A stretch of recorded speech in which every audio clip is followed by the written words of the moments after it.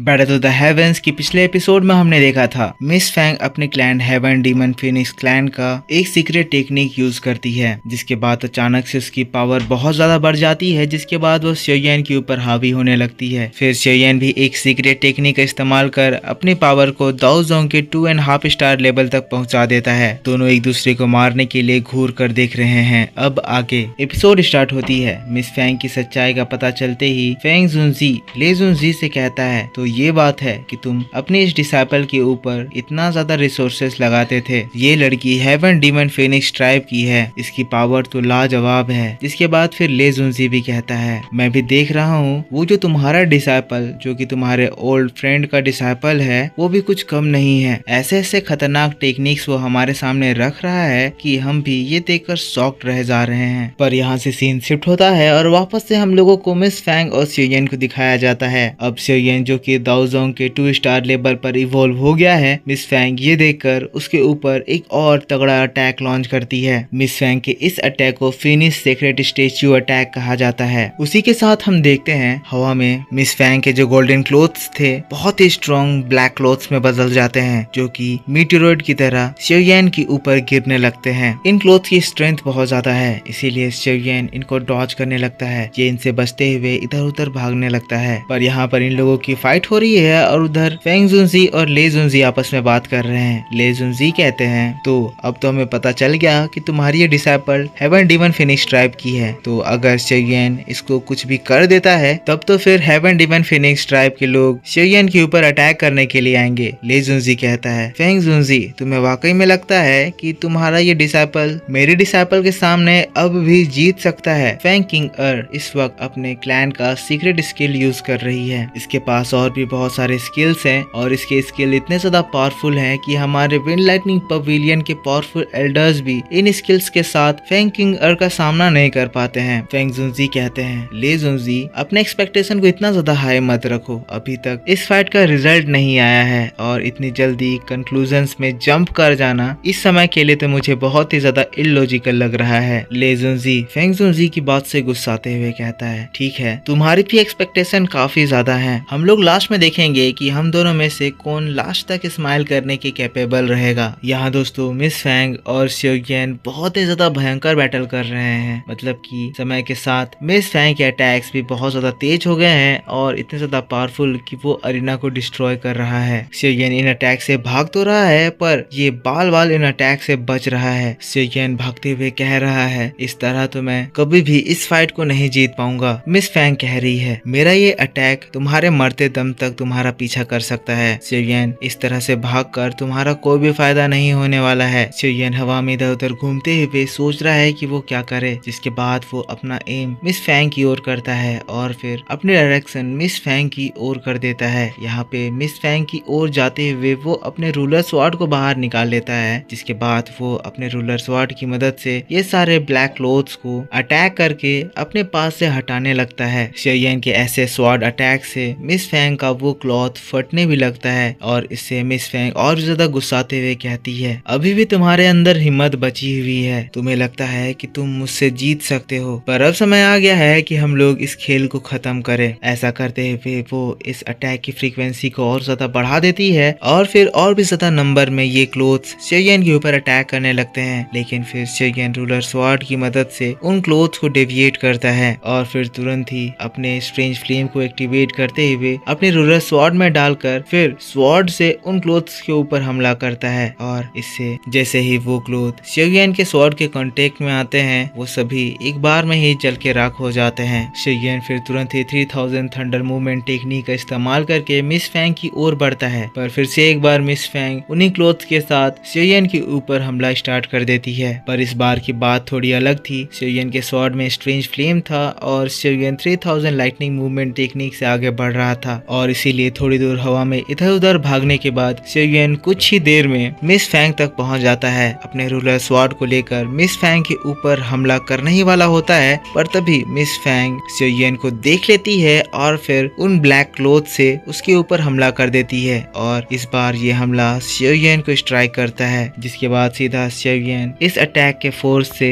Arena में जाकर गिरता है। अटैक इतना ज्यादा स्ट्रॉन्ग था कि मिस फैंग भी इस अटैक के बाद कमजोर फील करने लगती लगती है। वही पूरा अरीना मिस फैंग की डार्क एनर्जी से कवर हो जाता है। अरीना में कोई भी मूवमेंट नहीं हो रहा है। शेयन नीचे गिरा हुआ है, जिसको देखकर मिस फैंग अब मुस्कुरा रही है। तुरंत ही इसके बाद हम लोगों को वीआईपी सीट में दाओ जुन्स को दिखाया जाता है। जो लोग ये नजारा देखकर शॉक्ड, सबसे पहले तो ले जुनजी, जो कि ये सोचकर कि शेयन हार गया, मुस्कुरा रहा है और वो फेंग जुनजी को देख रहा है, जिसका मुंह बंद किया है और वो शांत बैठा हुआ है। फिर हम लोगों को ऑडियंस का भी रिएक्शन दिखाया जाता है, जो कि अरीना में ये नजारा देखकर आपस में बात करने लगते हैं। तो क्या ये मैच खत्म हो गया? क्या शेयन सच में फेंग चिंग अर्श से हार गया? विंड लाइटिंग पवेलियन के सोल्जर्स जो कि शॉक्ड थे, जिसके बाद फिर खुशी से नाचने लगते हैं। लेकिन तभी अचानक एटमॉस्फेयर में कुछ बदलाव होने लगते हैं। हम देखते हैं एटमॉस्फेयर से बहुत सारी नेचुरल एनर्जी अरीना की ओर ट्रेवल करने लगती है। सभी लोग जो खुश हो रहे थे ये चीज देखकर शॉक्ड। जिसके बाद हम लोगों को अरीना में दिखाया जाता है, जहां जैसे ही ये नेचुरल एनर्जी इकट्ठा होता है, वो